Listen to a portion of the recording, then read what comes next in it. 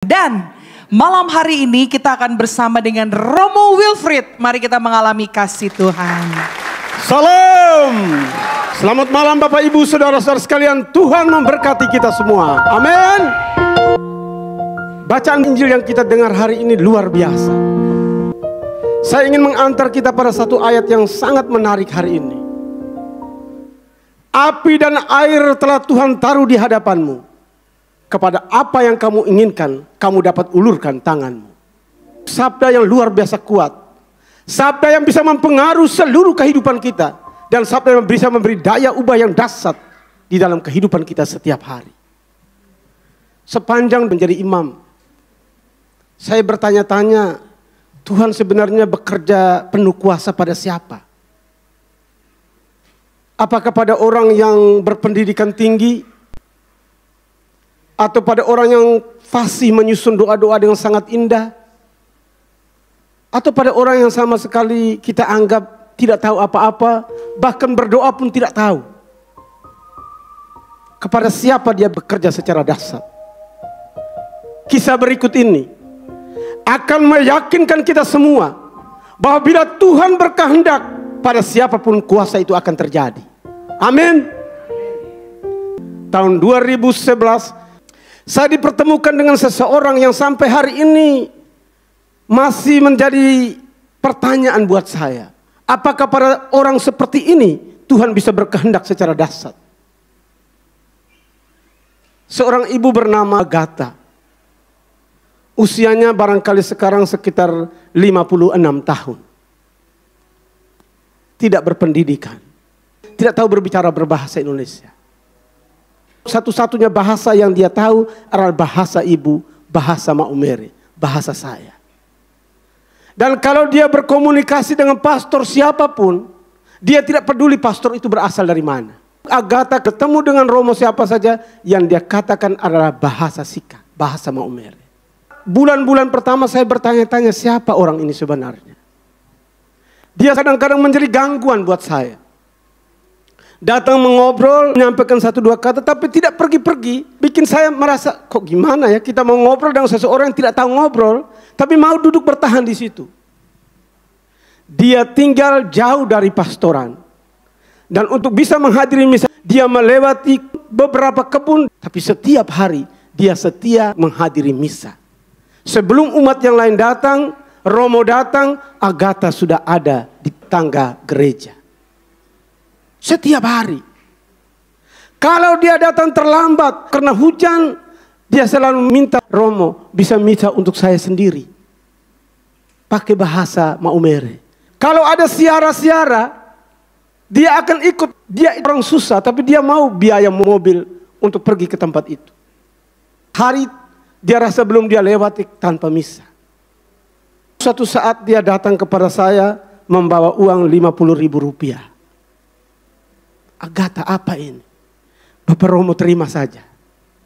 Pakai bahasa saya di sana. Apa sebenarnya ini? Saya kemudian mendengar cerita bahwa Ibu Agatha yang ya saya katakan kemampuan berpikirnya agak belakang ya. Dari mana saya ukur? Dia bertugas sebagai koster. Sejak saya datang tahun 2011 sampai saya pergi tahun 2014, cara menyusun piala, kain-kain itu tidak pernah benar. Sejak saya datang pertama tahun 2011, tiap kali saya datang misa saya ingatkan lagi. Sampai saya pindah 2014, tidak pernah benar. Itu saya bisa ukur kemampuan berpikir dia. Tapi dia punya karunia yang luar biasa. Dari dia, beberapa orang yang tidak punya keturunan mendapatkan keturunan.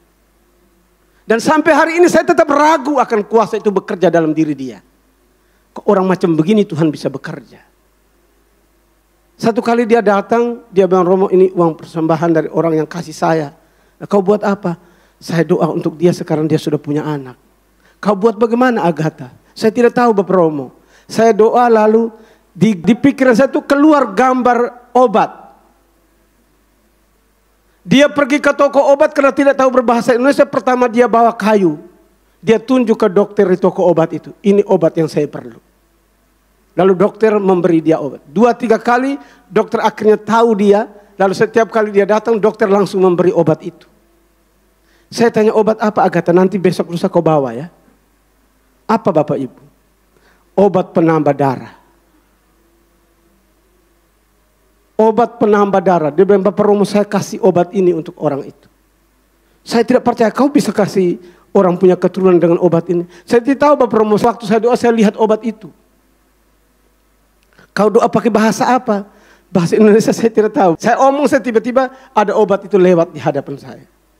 Dan satu kali dia bilang, Bapak Romo nanti misa untuk beberapa keluarga yang sudah saya tolong. 5 keluarga datang dengan membawa anak mereka masing-masing. Dari semua yang tidak punya keturunan sebelumnya. Dan bagaimana Agatha tidak bisa terpromosi. Karena orang-orang dia tolong kemampuan berpikirnya lebih kurang dari dia. Sehingga dia tidak bisa dipromosikan orang. Kalau di tempat lain ada orang macam begitu, itu menjadi populer. Agatha tidak pernah populer sampai hari ini. Saya juga tidak ada semangat untuk memperkenalkan dia kepada orang. Karena saya takut jangan sampai saya perkenalkan lalu tidak terjadi. Tetapi itu terjadi dan orang-orang yang dia tolong, mereka, Bapak Romo, Agatha tolong kami. Kami ini beberapa tahun lalu semua ini tidak punya keturunan. Tapi melalui Agatha, dia doa, dia kasih kami obat, bukan ramuan. Obat dari rumah sakit. Obat yang dia sendiri tidak tahu apa. Dalam hati saya bertanya, kepada orang seperti inikah Tuhan katakan, air dan api telah ditaruh Tuhan di hadapanmu. Kepada apa yang kau inginkan, bisa kau ulurkan tanganmu. Kita kadang-kadang tidak seperti Agatha. Agatha melakukan semua itu dengan kerendahan hati. Dengan pasrah yang luar biasa, total kepada kehendak Allah. Tanpa pengetahuan, tanpa ilmu. Dia membiarkan otaknya terbuka. Dia memikirkan hatinya terbuka. Dan biarlah Tuhan berkehendak di dalam dia. Dan semua itu terjadi. Bapak ibu saudara-saudari sekalian, Agatha. Seorang ibu sederhana. Orangnya sangat sederhana, tidak tahu berbahasa Indonesia. Sepanjang tahun tidak makan daging. Tetapi menjelang hari Rabu Abu, dia beli semua jenis daging yang dijual di pasar di Kota Maumere. Dan dia nikmati hanya 1 malam itu. Sesudah itu 12 bulan dia berpuasa.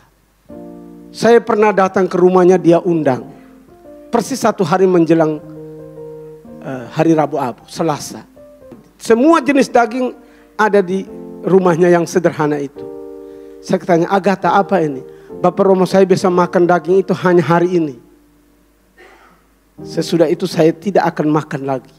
Sampai hari Selasa menjelang Rabu Abu tahun berikut. Bapak ibu saudara-saudara, kadang-kadang kita tidak percaya. Tapi Tuhan bisa melakukan kehendaknya pada sarana apapun, sesederhana apapun. Tuhan bisa berkehendak, Tuhan bisa bertahta. Kalau kita punya hati yang terbuka seperti Agatha, jangan takut. Kalau kita membiarkan Tuhan bekerja dalam hidup dan karya kita, jangan cemas. Tuhan bisa mengerjakan apa yang dia bisa kerjakan. Amin. El Shaddai. Berkatnya berlimpah.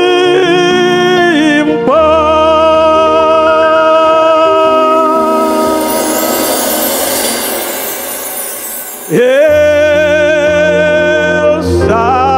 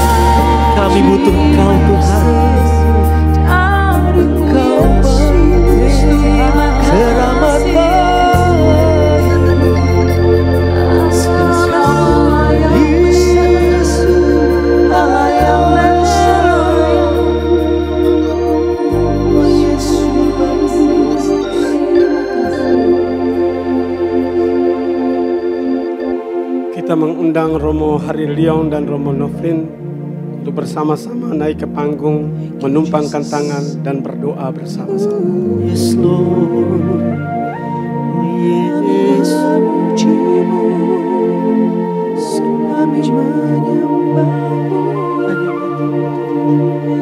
Allah yang maha kuasa dan kekal, Engkau Raja di atas Raja, Tuhan di atas segala Tuhan. Kau berkehendak maka semua terjadi. Patahkan kesombongan dalam diri kami. Biar kami menaruh seluruh harapan kami padamu, mengosongkan diri kami, dan membiarkan Kau bertahta di dalam jiwa kami. Bersabdalah ya Tuhan, dan biarlah kehendak-Mu terjadi atas diri kami, terjadi atas dunia ini, terjadi atas bangsa kami, atas keluarga-keluarga kami, dan atas kehidupan kami masing-masing. Tuhan, ulangi selalu mujizat-mujizat yang pernah Kau kerjakan. Bagi bangsa dan negara kami, semoga Kau beri damai dan ketentraman. Jauhkan semangat kesombongan dari pemimpin kami, agar mereka hanya mengusahakan kesejahteraan bagi masyarakat bangsa kami. Berkatilah para pemimpin agama kami, agar mewartakan nama-Mu dan membiarkan Dikau bekerja di dalam diri kami masing-masing. Tuhan, hadirlah di tengah keluarga-keluarga kami, keluarga-keluarga yang Kau cintai ya Tuhan. Ada yang sedang dalam posisi puncak kesuksesan, semoga Kau berkati dan Kau jaga agar tidak takabur, agar senantiasa selalu setia padamu. Bagi keluarga-keluarga yang sedang mengalami persoalan-persoalan berat dalam hubungan suami istri, semoga Kau semarakan kembali cinta kasih di antara mereka. Kau ikat kuat mereka dalam rahmat sakramen perkawinan ya Tuhan. Beri mereka pertobatan, agar mereka kembali satu sama lain untuk mencintai lebih erat lagi. Berkatilah anak-anak ya Tuhan, anak-anak yang selalu Kau berkati dengan kasih-Mu sendiri. Jauhkan mereka dari semua hal yang menghalang mereka untuk mengalami bahagia di masa kecilnya. Jauhkan mereka dari sakit dan penyakit, dan dari hal-hal lain yang menjerumuskan mereka ke dalam kuasa-kuasa kegelapan. Kami mohon juga ya Tuhan, bagi kehidupan kami masing-masing, bagi perkembangan jiwa kami, semoga Engkau ya Tuhan yang penuh kuasa menyentuh hati kami. Semoga Engkau membuat kami selalu mengandalkan Dikau dalam hidup kami, tidak mengandalkan ilmu pengetahuan yang kami miliki, tidak mengandalkan kekayaan yang kami punyai, tidak mengandalkan semua saja yang membuat kami menjadi sombong dan tinggi hati. Tuhan, sembuhkanlah saudara-saudara kami yang saat ini sedang sakit, yang memohonkan pertolongan khusus dari-Mu, yang sedang mengalami sakit berat, sakit serius, sakit yang sulit disembuhkan. Semoga kuasa-Mu bekerja ya Tuhan, di dalam diri para dokter dan para medis, dan melalui semua produk obat-obatan yang mereka konsumsi saat ini. Sapa, sentuh bagian tubuh mereka yang sakit, dan ulangi lagi mujizat-mujizat yang pernah Kau kerjakan ya Tuhan. Akhirnya ya Tuhan, kami menyerahkan seluruh hidup kami, hari esok kami, masa depan kami. Hanya Dikau Allah yang maha tahu, Allah yang maha merencanakan. Semoga Engkau memberi hal-hal terbaik bagi kami, mengaruhkan rahmat-rahmat istimewa yang sangat kami perlukan. Biarlah kami makin hari makin teguh percaya padamu, dan makin mengasihi saudara-saudari kami. Kiranya Engkau memberkati seluruh muka bumi. Amin. Kau beri minta saat ku